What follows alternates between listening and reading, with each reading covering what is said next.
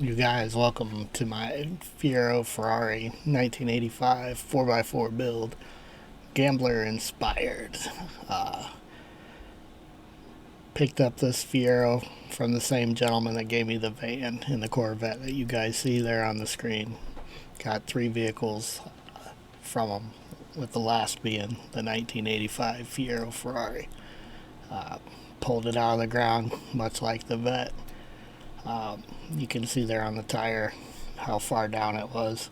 Had a hell of a time getting it on the trailer with just a single come along. As you can see, super dirty. Door had all kinds of rock chips on it. Not in the best of shape. Power wash off third gear. Got some cool keychains.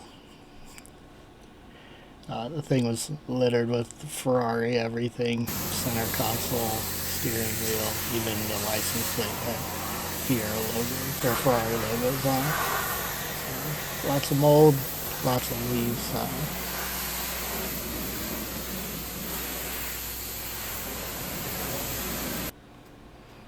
Here you see the trunk in order to get it open. I had no idea how far I had to go in. I just know it was locked. Messed with the electric power lock. Couldn't get that to work from inside. Had to build that little contraption to get it open. You see we had definitely some rodents living in the trunk. Okay. It's probably a bad idea. We're going to go ahead and give it a go. Charge the battery up. Battery we took out is dated 07. So plates are probably wrong. I got somewhat cleaned up, but not a whole lot. Safety first. Got a fire extinguisher, a lot of leaves. Give that a go. Got the old Royal King Express battery in there. It's a little bit big for the car, but that's okay. Battery tray is completely rusted out. 12 volt turbo. I just hope it don't suck up any leaves, but we're gonna give it a go. That didn't fit on there because it's melted. I guess we could maybe pause and see if we can get that, just the red piece on there. All right, first start in forever a long time. We'll go ahead and clutch pedal it just in case. I got it up in the air.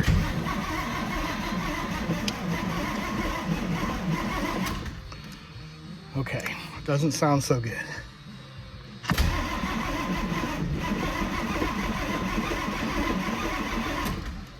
We're gonna give it a little go-go juice. See how that goes. Should I spray it like? No, just see if it starts right off the bat. It might, because we put some juice in it. Alright. Go ahead and squirt it. Try it one more time. Hold on, there. Now go ahead and just squirt it right down the throat. All right, that's good. I can smell it from here. Me too. All right.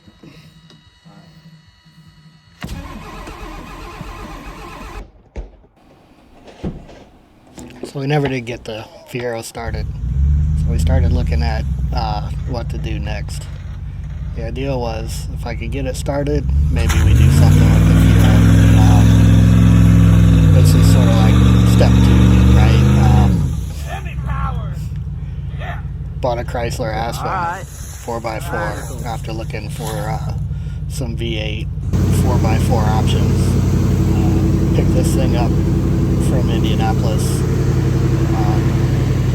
150 some thousand miles. Again, Hemi power, 4x4. If I was to do it all again, probably wouldn't do something with the CAN bus. Lots of check engine lights, lots of dash, lots of wiring, lots of problems with it. Actually, needed an alternator, which wasn't that big of a deal. Thought it needed a PCM because it still was kind of weird on the charge. That ended up being the fuel pump. You'll see lots of wiring. We bought this thing, it was pretty beat already. It was a former gambler vehicle of some sort. What ended up fitting the bill or getting it right was an EGR valve. I believe that thing was clogged.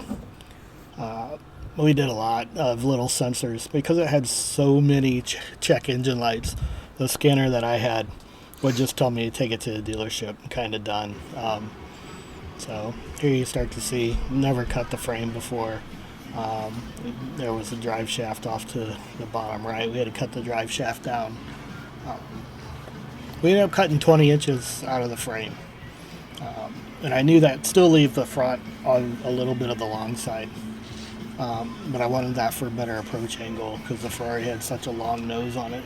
And I knew for off-roading it probably wouldn't be the best.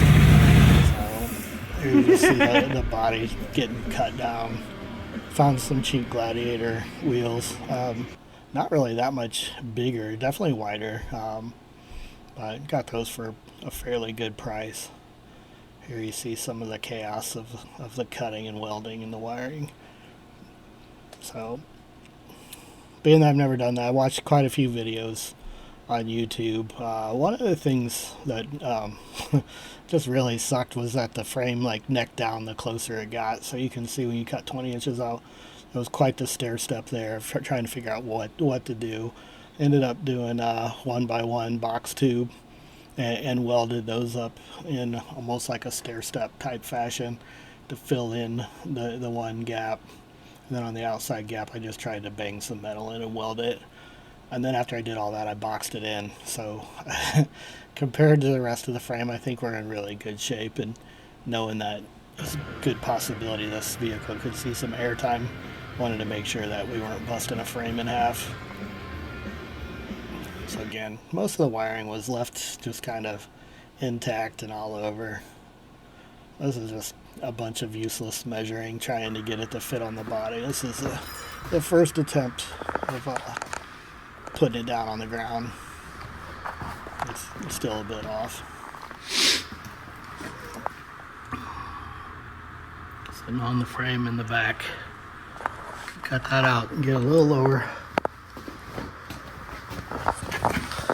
Definitely could be lower here. I wanted it sitting all the way across. Here's the floorboard of the old car. Here's where I'm at. I've got the radiator starting to pop out. I don't even know if that's going to clear the hood. I know I'm on the fans. So I can get it another inch lower. But it quite a bit of work because I'll probably need to get a new radiator and fabricate all that stuff up. And again, I don't know if the hood's even going to clear there. Still got a ton more work to do. But question for you guys, is that inch worth it? It's sitting pretty even now. I'm going to have to cut already the front. I know that to get the tires to clear for suspension travel. But let me know. Power locks. Add-on. Power windows. Ooh, that sounds bad. Try the other way. No.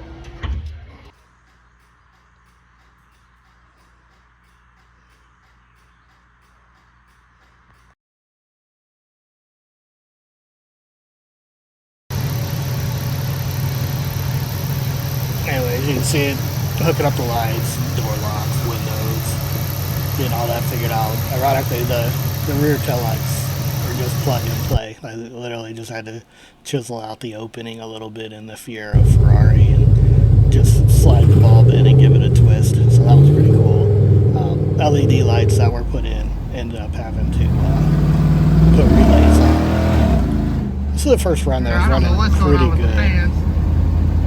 Temperature's looking good. I got something rattling up front, but that's alright. Use my little turn signal here. Drive through the neighborhood.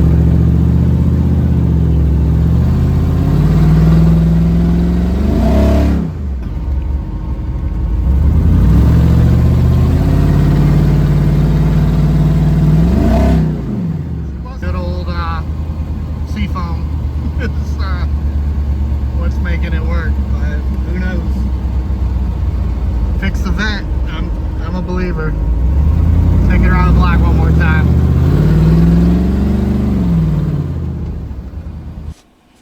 So here's the first car show that we did. Drove it to Roanoke. That was the furthest trip. Here's our first off-roading trip. I did end up trailering it to Sturgis, Michigan to take it to Roush off-road. Still not driving the best here. You saw the drive around in the neighborhood. Off-roading that day, I had some struggles with it getting above 2,500 RPMs and shutting down.